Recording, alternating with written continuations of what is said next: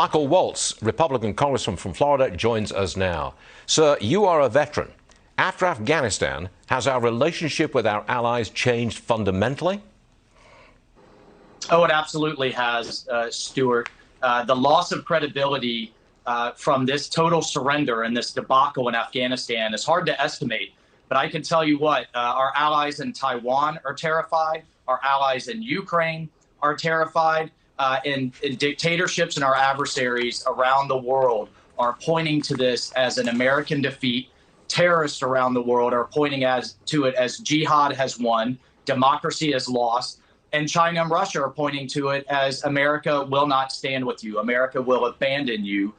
So you better start working with us rather than them. So it's devastating all around, on top of the human rights, on top of the fact that Americans are still there, and on top of the fact that we're now less safe because we have a terrorist superstate emerging. The Taliban equals al-Qaeda, and the intelligence is clear. Al-Qaeda intends to attack the West again. But you're going to hear a lot of apologies and defensiveness from Biden, right? And that this was no big deal, end of a chapter, and we'll be just fine. But what happens if he changes the subject to climate, for example? I believe that's what he's going to try to do. Change the subject, move on to climate, try to get everybody to agree. Will that work?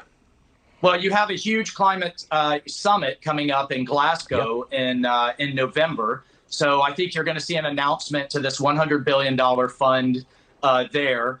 You're going to see a relaxation, I think, on COVID restrictions that the Europeans have been very upset about. So he's going to throw a few bones in climate and COVID. He'll be defensive on Afghanistan, but where he really wants to turn the channel is this $3.5 trillion monstrosity that I'll be voting against. That's going to bankrupt the country that he's dealing with Washington, D.C. I think he wants to get this over with as quick as possible and get back to that socialist agenda. Sir, can I just throw this in?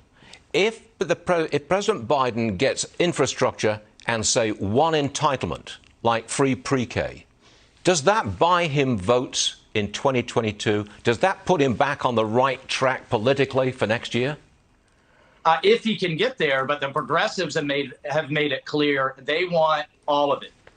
They want free everything, free community college, free daycare, free pre-K, debt forgiveness, and that they're holding out for their socialist progressive home run. So they've got a real problem on their hands on their side.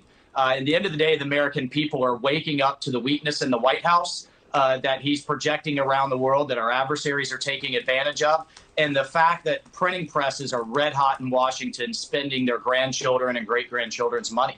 And it's all being borrowed from China, by the way. So, by the way, and one more thing, Stuart, can we tell the UN secretary, if he doesn't want to see a Cold War with the United States and China, he needs to send that message to President Xi, who's openly talking about replacing the American dream with the China dream and bashing the heads of anyone who challenges the Chinese Communist Party against the Great Wall of China.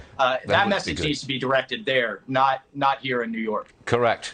Congressman Michael Waltz, always a pleasure. Thanks very much for being on our show so regularly, sir. It's much appreciated. Thank you. Thank you, sir.